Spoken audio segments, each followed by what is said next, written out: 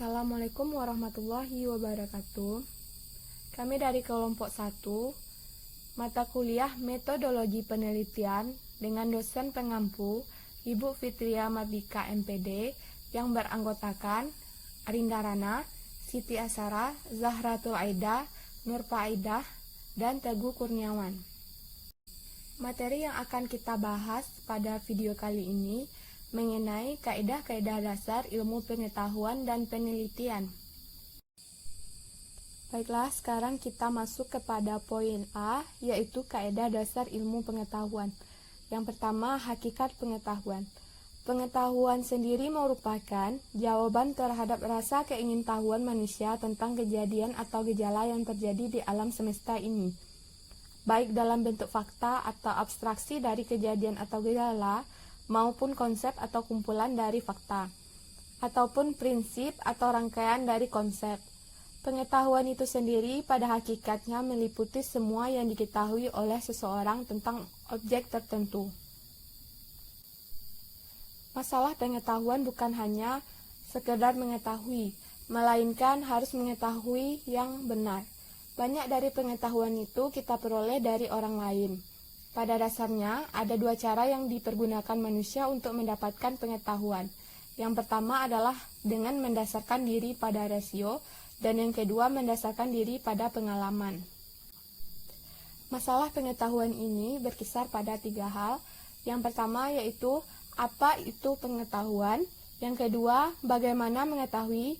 Dan yang ketiga, untuk apa pengetahuan itu?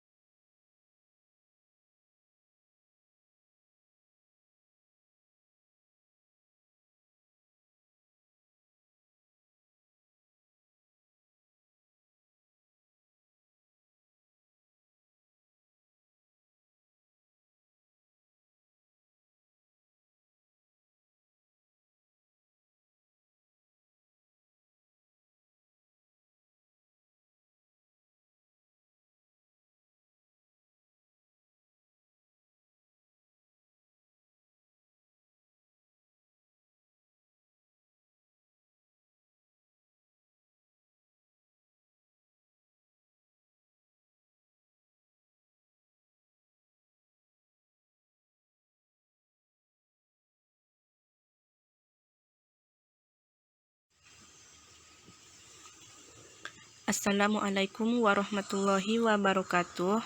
Perkenalkan, nama Nurfa Aidah, NIM 1914040056.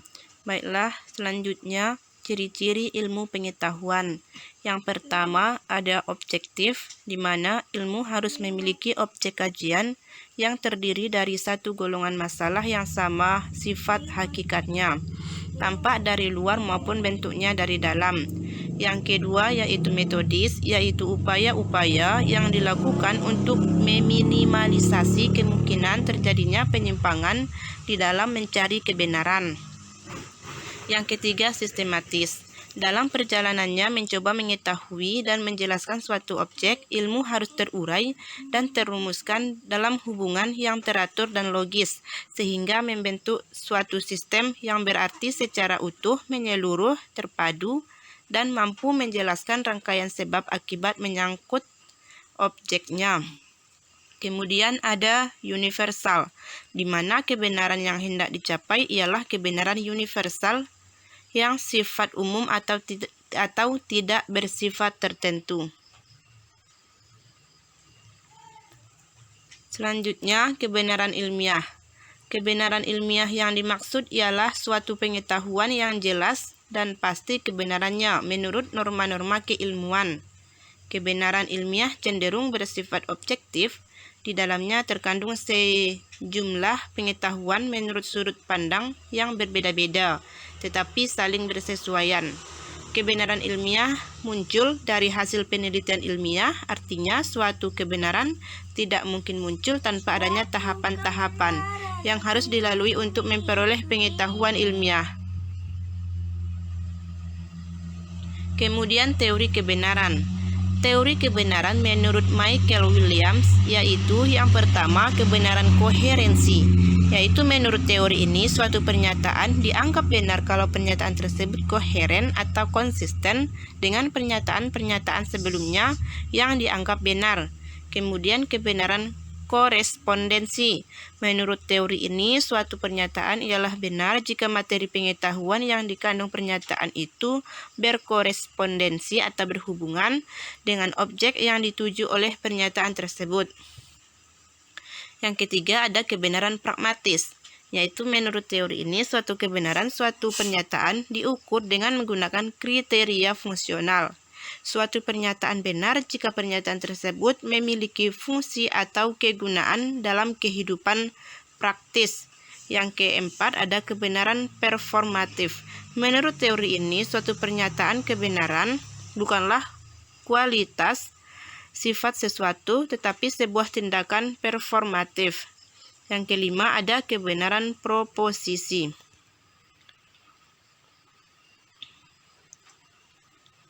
Warahmatullahi wabarakatuh. Baiklah, perkenalkan nama saya Zaratul Aida, NIM 1914040052.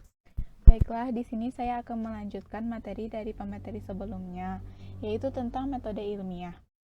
Metode ilmiah atau scientific method adalah cara atau jalan untuk mencari ilmu pengetahuan dengan mengikuti suatu struktur logis ilmiah yang dimulai dari perumusan masalah, diikuti dengan pengumpulan data yang relevan, diteruskan dengan analisis data dan interpretasi temuan, serta diakhiri dengan penarikan kesimpulan temuan.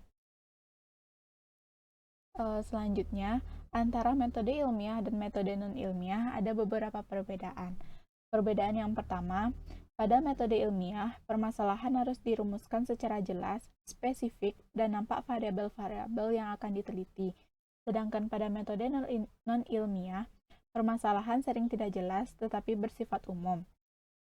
Yang kedua, pada metode ilmiah, jawaban harus diberikan terhadap permasalahan harus didukung dengan data. Sedangkan pada metode non-ilmiah, jawaban apapun tidak perlu didukung dengan data. Perbedaan yang ketiga, pada metode ilmiah, proses pengumpulan data, analisis data, dan penyimpulan harus dilakukan secara logis dan benar. Sedangkan pada metode non-ilmiah, tidak ada proses pengumpulan data dan analisis data, meskipun mungkin ditutup dengan suatu kesimpulan. Yang keempat, metode ilmiah. Kesimpulan siap diuji oleh siapapun yang meragukan validitasnya. Sedangkan pada metode non-ilmiah, pengujian terhadap kesimpulan boleh dilakukan atau tidak tanpa membawa akibat berarti bagi kesimpulan yang pertama. Perbedaan yang kelima, pada metode ilmiah hanya digunakan untuk mengkaji hal-hal yang dapat diamati, dapat diukur, dan empirik. Sedangkan pada metode non-ilmiah, boleh saja digunakan mengkaji hal apapun termasuk yang paling misterius, supranatural, dan dogmatis. Sekian yang dapat saya sampaikan, akan dilanjutkan oleh pemateri selanjutnya. Billahi taufiq wal hidayah. Wassalamualaikum warahmatullahi wabarakatuh. Baiklah, saya Siti Asara NIM 1914040045 akan melanjutkan penjelasan materi tentang kaidah-kaidah dasar penelitian. Yang pertama, hakikat penelitian. Secara etimologi, penelitian berasal dari bahasa Inggris research. Re berarti kembali dan search berarti mencari. Penelitian pada hakikatnya adalah suatu kegiatan untuk memperoleh kebenaran mengenai sesuatu masalah dengan menggunakan metode ilmiah. Penelitian hakikatnya merupakan kegiatan ilmiah untuk memperoleh pengetahuan yang benar tentang suatu masalah. Pengetahuan yang diperoleh berupa fakta-fakta konsep, generalisasi, dan teori yang memungkinkan manusia dapat memahami fenomena dan memecahkan masalah yang dihadapi.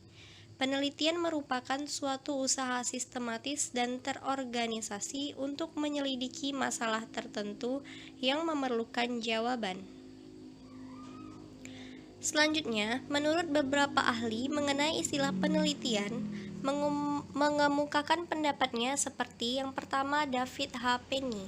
Penelitian adalah pemikiran yang sistematis mengenai berbagai jenis masalah yang pemecahannya memerlukan pengumpulan dan penafsiran kata-kata. Yang kedua, menurut J. Suprapto M.A., penelitian ialah penyelidikan dari suatu bidang pengetahuan yang dijalankan untuk memperoleh fakta-fakta atau prinsip-prinsip dengan sabar, hati-hati, serta sistematis. Yang ketiga, menurut Sutrisno Hadi M.A., sesuai dengan tujuannya, penelitian dapat didefinisikan sebagai usaha untuk menemukan, mengembangkan, dan menguji kebenaran suatu pengetahuan. Yang keempat, menurut Muhammad Ali, penelitian adalah suatu cara untuk memahami sesuatu dengan melalui penyelidikan atau melalui usaha mencari bukti-bukti yang muncul sehubungan dengan masalah itu, yang dilakukan secara hati-hati sekali sehingga diperoleh pemecahannya. Jadi, dari beberapa pengertian penelitian yang telah disebutkan di atas, dapat kita simpulkan bahwa penelitian merupakan kegiatan ilmiah untuk memperoleh pengetahuan yang benar tentang suatu masalah. Pengetahuan yang diperoleh berupa fakta-fakta, konsep, generalisasi, dan teori yang memungkinkan manusia dapat memahami fenomena dan memecahkan masalah yang dihadapi. Selanjutnya, hakikat penelitian yaitu yang pertama, melakukan pengamatan terhadap fakta atau fenomena. Yang kedua, melakukan identifikasi masalah. Yang ketiga, serta berusaha mengumpulkan data baik melalui kajian teoritis dengan mengkaji literatur maupun melalui kajian empiris dengan melakukan pengamatan di lapangan untuk menjawab permasalahan tersebut. Jadi berdasarkan uraian di atas, dapat kita simpulkan bahwa hakikat penelitian adalah kegiatan ilmiah yang dilakukan untuk mencari kebenaran dari suatu permasalahan dengan cara yang sistematis dan logis yang dapat dilakukan melalui kajian empiris serta pengamatan di lapangan secara langsung menggunakan metode ilmiah yang baik dan benar. Sekian dari saya, terima kasih. Warahmatullahi wabarakatuh. Baiklah, saya Teguh Kurniawan, NIM 1914040071. Baiklah, di sini saya akan melanjutkan penjelasan materi dari rekan saya, di mana selanjutnya yaitu landasan filosofis penelitian. Landasan filosofis penelitian adalah logis dan lebih membumi. Dalam artian bahwa sumber informasi diperoleh dengan melakukan penelitian yang dilakukan dengan kaidah ilmiah karena sifat keilmuan bersifat kumulatif. Artian terus mengalami perkembangan dari waktu ke waktu. Selanjutnya aspek-aspek dalam landasan penelitian. Yang pertama yaitu ontologi. Ontologi adalah asumsi yang penting tentang inti dari fenomena dalam penelitian. Selanjutnya epistemologi. Epistemologi adalah asumsi tentang landasan ilmu pengetahuan atau ground of knowledge, tentang bagaimana seseorang memulai memahami dunia dan mengkomunikasikannya sebagai pengetahuan kepada orang lain. Selanjutnya sifat manusia atau human nature adalah asumsi-asumsi tentang hubungan antar manusia dan lingkungannya. Dan yang terakhir yaitu metodologi adalah asumsi-asumsi tentang bagaimana seseorang berusaha untuk menyelidiki dan mendapat pengetahuan tentang dunia sosial. Selanjutnya yaitu fungsi penelitian. Yang pertama yaitu mendeskripsikan, memberikan data atau informasi. Selanjutnya menerangkan data atau kondisi atau latar belakang terjadinya suatu peristiwa atau fenomena. Selanjutnya menyusun teori, meramalkan, mengestimasi, dan memproyeksi. Dan yang terakhir yaitu mengendalikan peristiwa maupun gejala-gejala yang terjadi. Baiklah, hanya itu yang dapat saya sampaikan. Kalau ada salah mohon maaf. Saya akhiri dengan wabillahi taufiq wal hidayah. Assalamualaikum warahmatullahi wabarakatuh.